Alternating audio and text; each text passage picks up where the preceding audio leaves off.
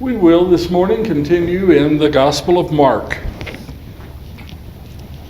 Gospel of Mark.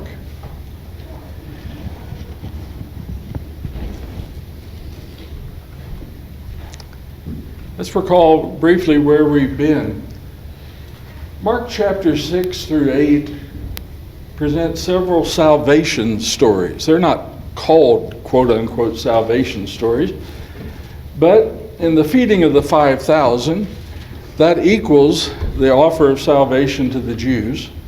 In the feeding of the 4,000, that equals the offering of salvation to the Gentiles. In the healing of that Syrophoenician woman's daughter, that represents universal salvation. I mean, even to the least of the least that no one would have anything to do with, what's Jesus do? He heals. And so there's salvation being offered to everyone, but all along the way, what's the problem? What's the hindrances to these things? We've seen through these chapters that people take offense at Jesus, even in his own hometown. And in many places, people just won't listen. There are troubles with the civil government. There's trouble with the religious leaders.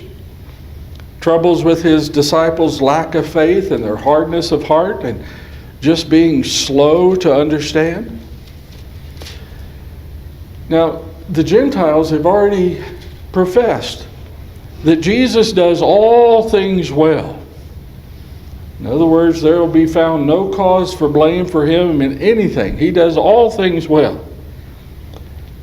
So what's the problem?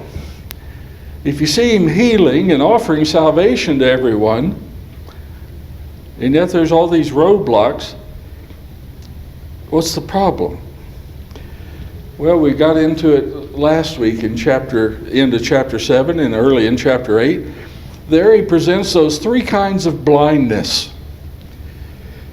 Three kinds of blindness. There's the Pharisees, who can see but are determined not to. There's disciples who are able to see, but they're just slow to come around. And then there comes a physically blind man coming in his need, and he will be seen. He will be caused to see. Interesting, the three kinds of blindness. To the Pharisees, there's no cure. To the disciples, there's a possible cure. To the one who knows his need, comes to Jesus, there's a sure cure. And you see these three kinds of blindness. How in that healing of the man in his blindness,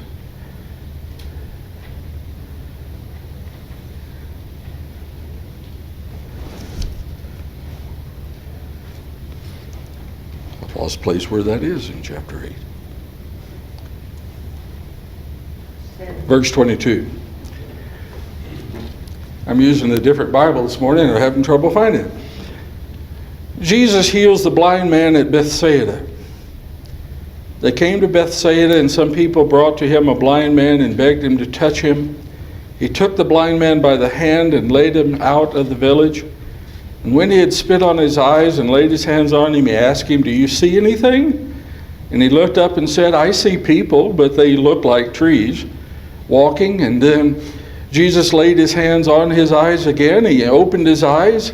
His sight was restored, and he saw everything clearly. And then he sent him to his home, saying, "Do not even enter the village." Again, it's a type of a salvation story. And how did Jesus bring that about? He took him, Jesus led him by the hand and touching the man. In verse 25, the man looked intently, and at last he could see clearly. Let's put ourselves in the man's place. In verse 22, he led a blind man. Implied in the word blind is faithless. Other people brought him to Jesus. They're the ones who implored him to touch him. Here he leads a blind man, faithless, takes him out of the village. Jesus caused him to see clearly. In other words, figuratively, come to have faith. And Jesus says, do not even enter the village. Well, why would you say that? See the picture?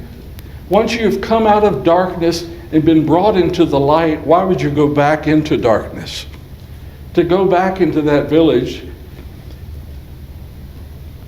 to be there surrounded by unbelievers and doubters.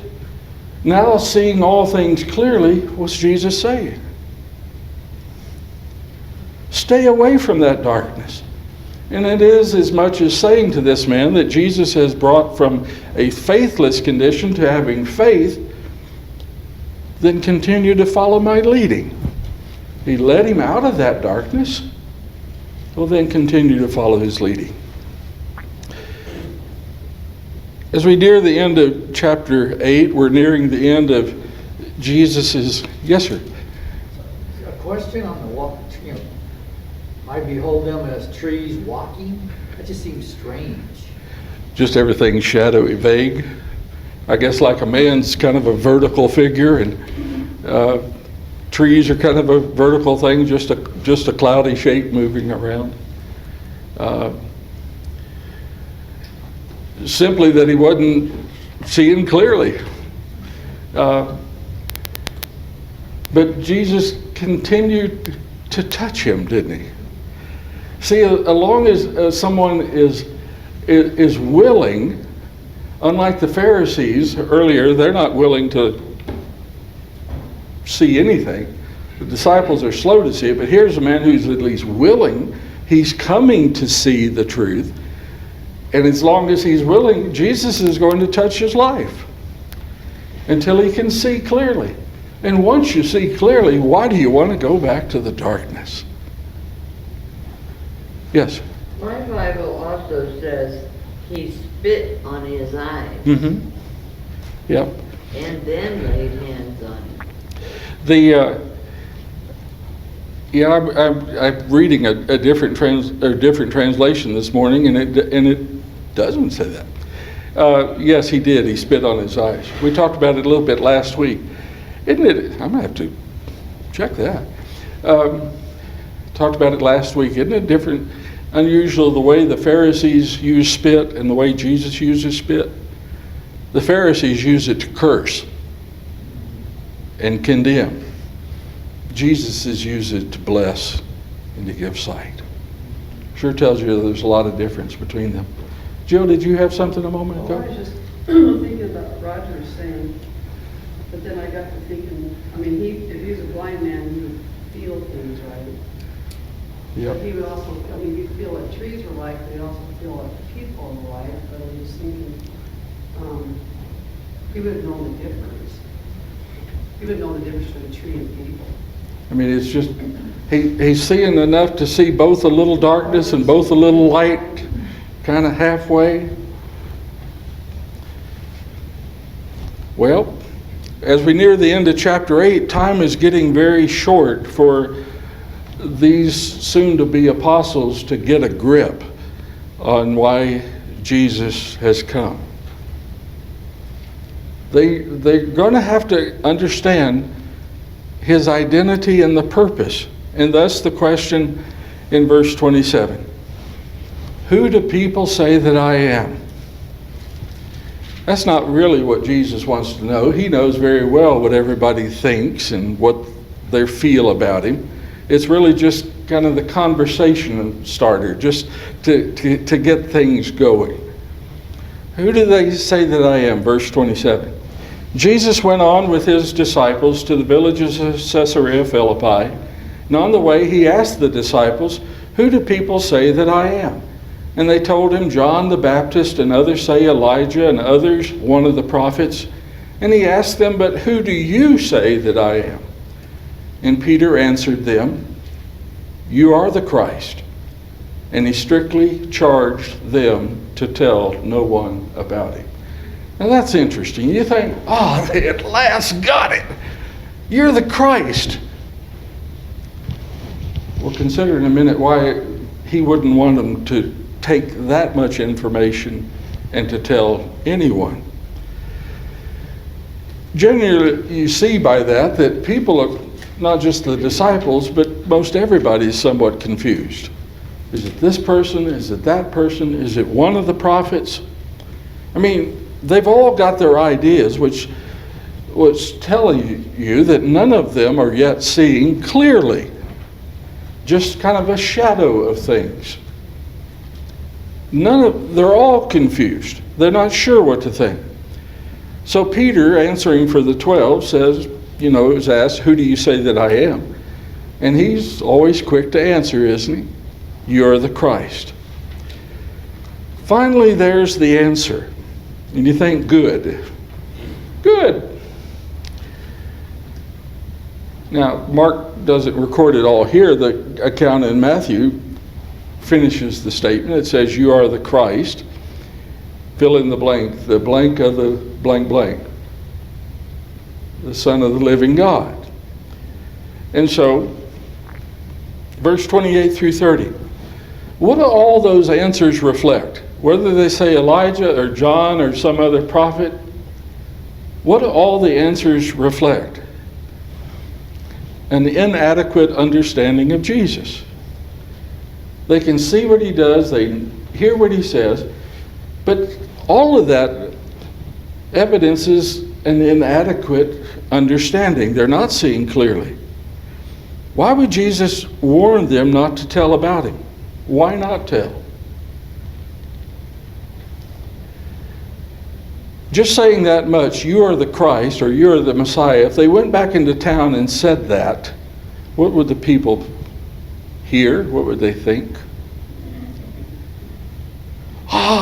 Here he is, our conquering hero, the great warrior who's going to destroy all our enemies. That's what they'd go back and tell. You see, they don't know the purpose, do they? They don't really know the identity of Jesus, who he is and why he's come. He is not the Messiah expected by the Jews, not the one who's going to destroy all the armies. If they go back into town, that is what we call today just so much fake news. Going to get everybody all worked up about it. They need to understand that he is the Son of the Most High God who has come to seek and to save all people, not to destroy all people. Can you imagine the mess it'll make if they went in town with that news? There's already enough problems as it is. So, here's what is not yet understood, verse 31 through 33.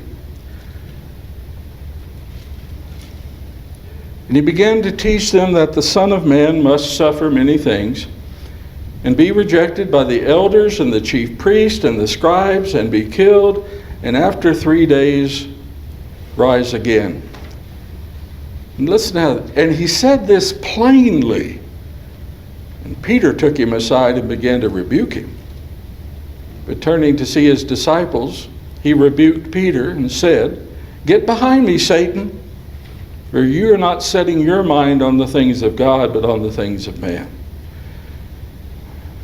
That's a little harsh, isn't it? You think? Get behind me? It's not harsh at all.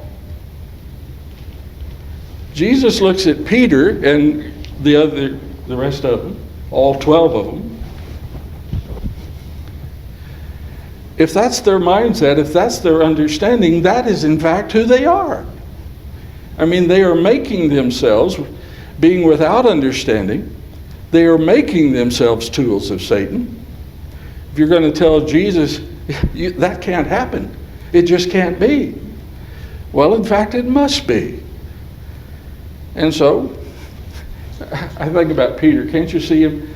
You know, kind of mano a mano. I'm gonna straighten up Jesus, and Jesus is going to in turn straighten out all 12 of them. get behind me. It's much like the command in Matthew 4 and verse 10, the third temptation of Satan, when Jesus is told to go up to the top of the temple, throw yourself off, and he tells Satan, go! Well, it's the same word here, get behind me. In other words, get out of my sight. Get out of my way. I'm doing what I've been sent to do, and this must be accomplished. But if you're going to tell me that can't be, then you are a worker of Satan. You are set at cross purposes with God. What's the problem there? Again, it's all in this context. Are you in the darkness? Do you see sort of little shadow of darkness and light, or do you see clearly? What's the problem? You got two radically different theologies about God. And those theologies are really at war. I mean, Peter's thinking, that's a human mindset that cannot comprehend God. And is why the disciples are slow in comprehending or in understanding who Jesus is and what he came to do. You got this warring of mindsets, human understanding versus a true knowledge of God. That's going to have to get settled pretty soon. Yes, Jill? Well, we can put it now in our mission statement. Mm-hmm. We're either going to have the mindset of God, that this is going to take place, or we're going to do what Peter said. It's Peter's duty. Yeah. Right? Isn't that the same thing? Mm-hmm. It can't be done. No, we're not. You're not going to do that. No, that's not going to happen. No. Or yes, it is. I mean, Yeah. Are we going to do God's will, or are we going to? And we'll see that as we go through this. What has to happen to settle this conflict between these two theologies? What's going to happen? Human thought's going to have to die. You know, Jesus talked about taking up your cross. That's more than just taking up a burden. It's dying. Good morning, Mary. It's dying. You brought that up. We can't not, it says we will, but we can't until we die. And very shortly, in verse 38, he'll start these requirements, or verse 34, he'll start these requirements about what is required of disciples. That you die. And the first dying is that human mindset. That Peter, the disciples, or anybody can think they're going to come against Jesus Christ and say what God can do and what God can't do. That's the real struggle. So in verse 34 through 38, I mean, again, we're getting very close to the end of Jesus' earthly ministry. We're headed very shortly directly to Jerusalem, directly to Calvary. And so in verse 34, in calling the crowd to him with his disciples, see, has been talking just to the 12, and now he's going to call all the crowd in addition to the 12. Again, as we've seen, it's not just a word for his disciples, it's a word for all. They all need to understand. If anyone comes after me, let him deny himself and take up his cross and follow me. For whoever would save his life will lose it, but whoever loses his life for my sake and the gospel will save it. For what does it profit a man to gain the whole world and forfeit his soul? For what can a man give in return for his soul? Whoever is ashamed of me and of my words, and of this adulterous and sinful generation, of him will the Son of Man also be ashamed when he comes in the glory of his Father with the holy angels. That is loaded. That's loaded. Now, he's called the crowd. It's in the sense of a legal summons. He has summoned the crowd. And when you've been summoned, everybody's called to give an answer then. And so, said to the entire crowd, if anyone wishes, what's he done? It is a wide open, universal call to all. If anyone wishes, to any and everyone, on this condition. People don't like the condition part, do we? On this condition, to come after me. By that he means to come after me is one who is going to attach your life to my life, like stick like glue. To come after me. Your life comes from mine. There's the basic condition. You are giving your life because of Christ's life. It's good you mentioned that. You know, who is the source of life? From whom do we have all things? You're giving your life because of mine, Jesus is saying. Well, the evidence is deny himself. He's not speaking of things, but he's speaking of our ownership of things. You know, you think about the Pharisees and their blindness. They own everything, their sins. But he's talking about the ownership of things. What do we own that we obtain for ourselves? Everything's kind of on a lease. We don't own anything. We sing about it. The Scripture talks about it. These things are on loan from God. So deny your ownership. More so, disciples have to disown self. You're disowning your former way of life, your former purpose of living.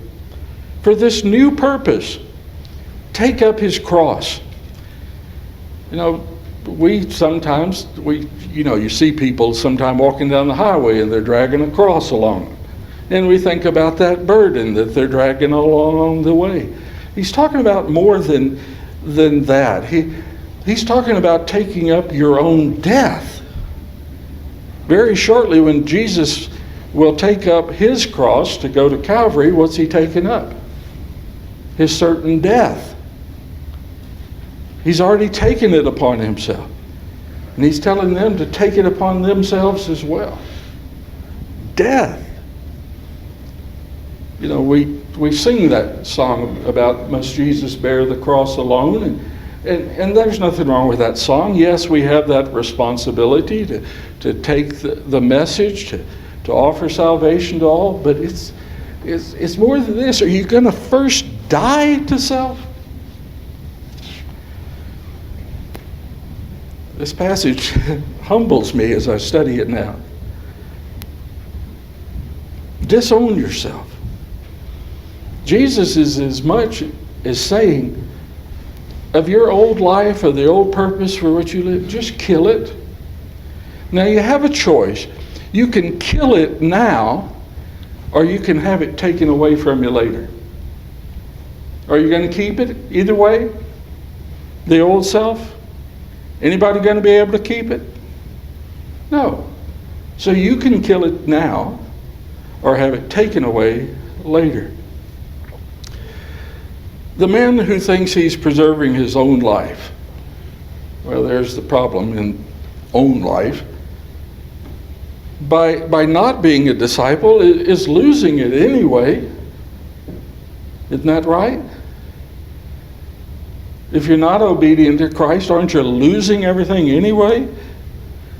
You know, the disciples, some of these men, in fact, one of them outright will choose to reject Jesus just to avoid what Jesus is about to suffer on the cross. But again, what's the problem with that? Human logic versus spiritual logic.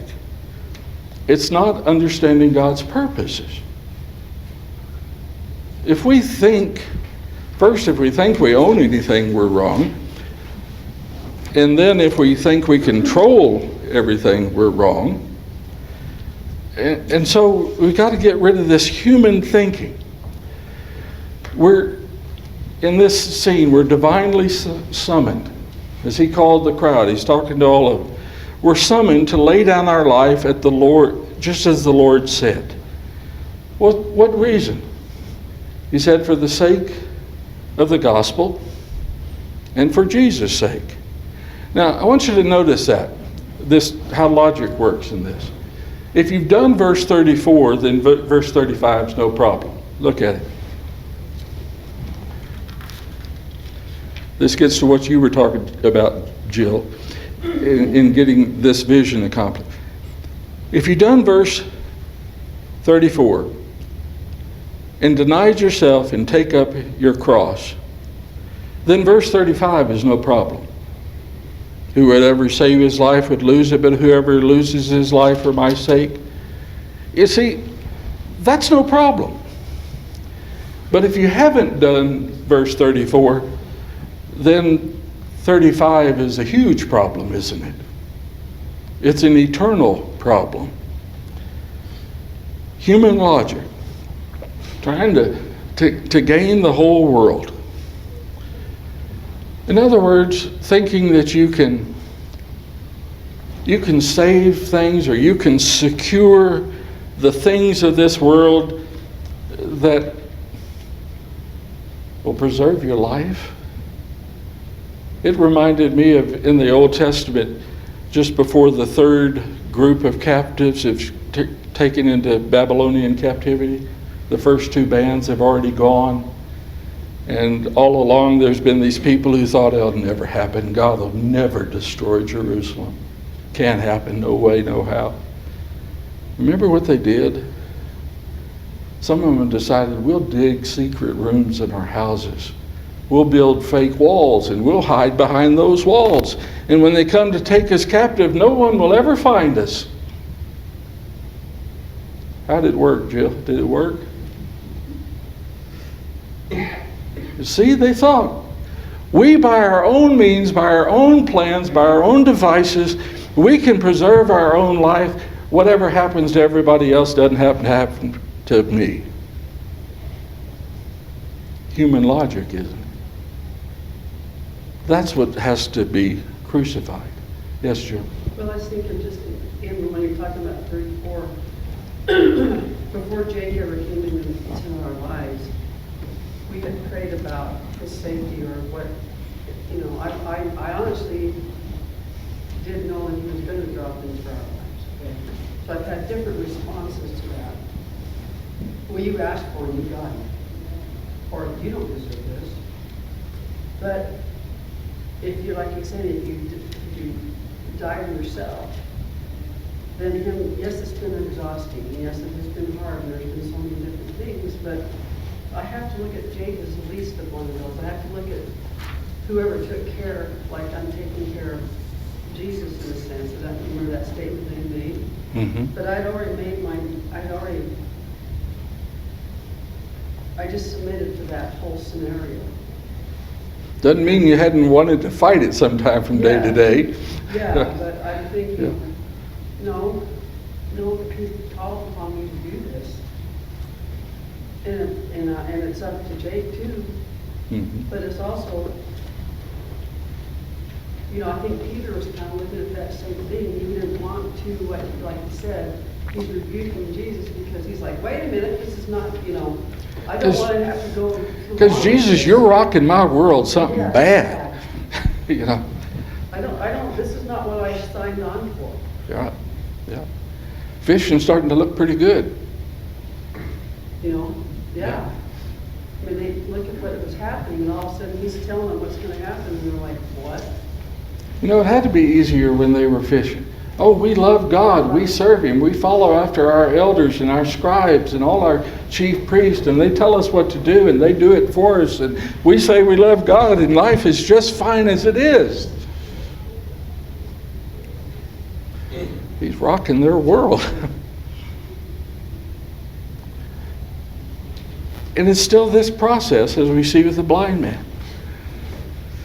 They can partially see, they can partially not see. They just see everything kind of fuzzy, like trees walking, and, well, there's a little light, and they're going to have to soon get it, aren't they? They're soon going to have to understand his purpose.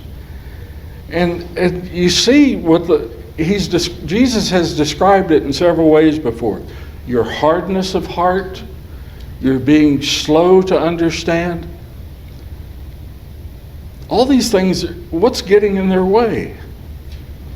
Human logic, human thought, human emotion, human possessions. If you could, or you think you can gain the whole world by forfeiting your soul, what's the message? That's an utterly bankrupt investment, isn't it? That's utterly bankrupt. A fleshly investment, one that's purely for your flesh, for your desire, for how you think life ought to go. And you're going to get nothing in return for it? That's what it says, isn't it? You're either going to give it up now or it's going to be taken away from you. And if you keep investing into that, you're still going to get nothing in return. What's the only remedy? Take that whole mindset and crucify it. Do you really have this entirely new system of thinking? Absolutely nothing we have.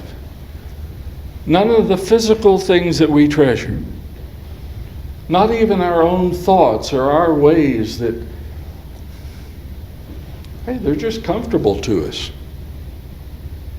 I mean,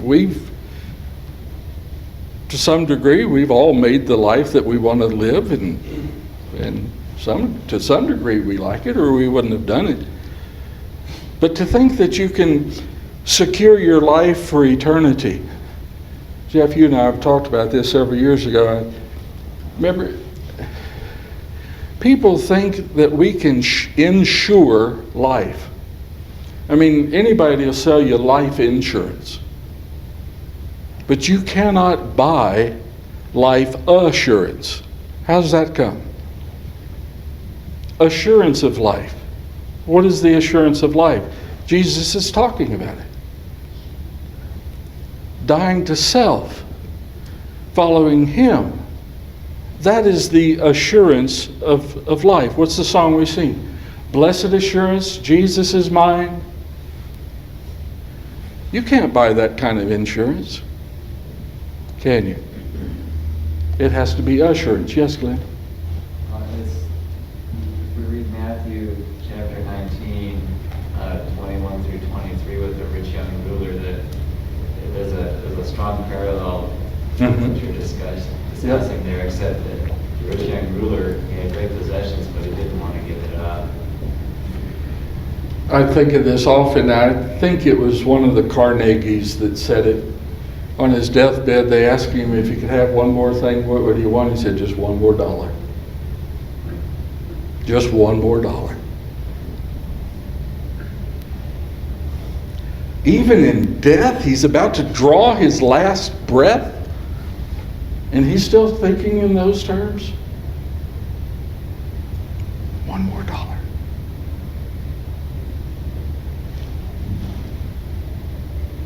This passage humbles me. Those who try to ensure their own eternity, what's Jesus say in verse 38?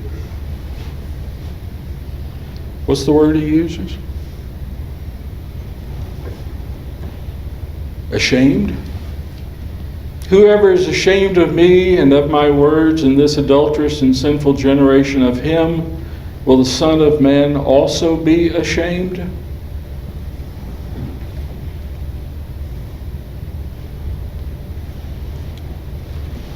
Wow. come before God and Jesus won't name you as one of God's children.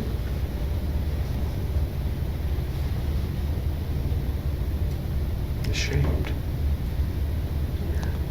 Again, I've already mentioned it, but think about that last group of captives that thought they could preserve their own life. What happened to that bunch? When at last Jerusalem was destroyed, they were killed by the sword. They fell by the sword. They could have given themselves to be taken captive. They could have been returned to Jerusalem and then have life.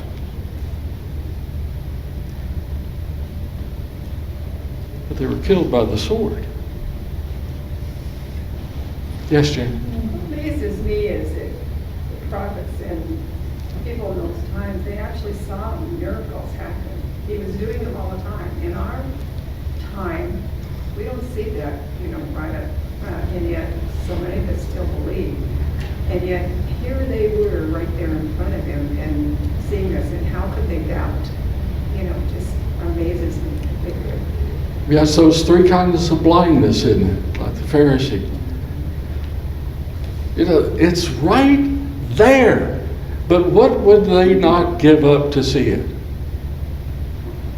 Their position as chief priest, everybody's coming to them. Everybody, in essence, is serving them. And be sure they're getting rich off the people. It's all about them, their power, their prestige. They're not about to let that go. And if so long as you won't, you can't see. You cannot see. Well, what's up with the disciples? They're still in that place, little shadow, little light, everything's still a little foggy. But so long as they're willing, what's Jesus going to do? Continue to teach them. You got the blind man, legitimately blind. I love the picture.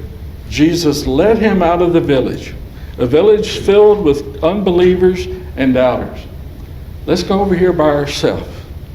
Let me minister to you personally. I can heal you in that. And once you have seen, once I've brought you from that faithless condition to being a man of faith, why would you ever go back? What's he calling the man to do? You've come this far. Now that you see clearly, what do you need to do? Deny yourself. It's not only don't go back into that village, don't go back to your past at all. Jill, you mentioned this vision statement earlier. Sometimes we limit ourselves in that we want to hang on to a part of who we are, who we were. Well, God, I'll try to do this, but you have to understand, Lord, that I'm going to do it within my personality, within my lifestyle. Somehow this has got to fit in with my life. What's Jesus saying? No, your life has to fit in with mine. If you're going to follow me, you're going to attach your life to mine. This is quite a call. Not an easy one, but one that, as I mentioned earlier, when he calls the crowd, this is in the sense of a legal summons, and you're going to give an answer. Did you deny yourself? Did you not? Who determines our eternity? Who determines it? We do. We do. Yes, Jeff? When he called the disciples at first, they willingly followed. Mm-hmm. What if you'd have opened with it? No. Yeah. But they truly, they believed in him. They followed him, and they left their jobs and everything. But now he's springing this on them. And it's kind of like what you said. Are they thinking, you know, he was a lot better fisherman? You know, Yeah. because we could check the boxes off, like you say. We could do our duty as it's called for by the Pharisees and everything. And we could do all that and still be good. Still But yet- appear good. Yeah, but when Jesus came, he changed all that. And I think today, do we still sometimes have the attitude that if we check all the boxes, we're good? Well, see I mentioned that insure versus assure. The Pharisees are convinced that by doing all those many, many, many things that they say to do, that they have ensured life with God. You can't do that. Your life is assured through Jesus Christ. Different mindset, isn't it? Different theology. And that notion that it's eternal life is on our terms has just got to be done away with. Did you have something else, Joe? Well, that 38 really hit me hard today, too. I don't think I would ever have said I was ashamed. Like he says here, whoever is ashamed of me and my words in this adulterous and sinful generation. But there's, I think I have fallen short of speaking out. Because this, especially the teenagers that come into my house and the different situations and stuff, because I not only shame him, but I'm not helping them. And it's the thinking is, you know, so far from even in my day. And this whole matter of discipleship is somewhat like we talked about yesterday. It's not just about yourself, it's about one another. Yeah, What you're doing for others, right. that they might also. You know, I have You say- spoken, but I'm thinking, I need to do more. I need to be more honest and Well- more, you know, I mean, more, Define it in many ways. Sometimes we don't speak because it's not convenient today. right. It's We don't want to. you don't want to offend somebody today. You know, I got something else I want to do. You know, and all those things. It's not about priorities. Yes. Jill, I think you're really good at speaking up and truth. There's always this challenge, day by day. Discipleship requires first having died to self and continually putting off self. It comes back on you, doesn't it? It comes back on us. You've got to continually put it off. Powerful message from there. We'll continue that next week.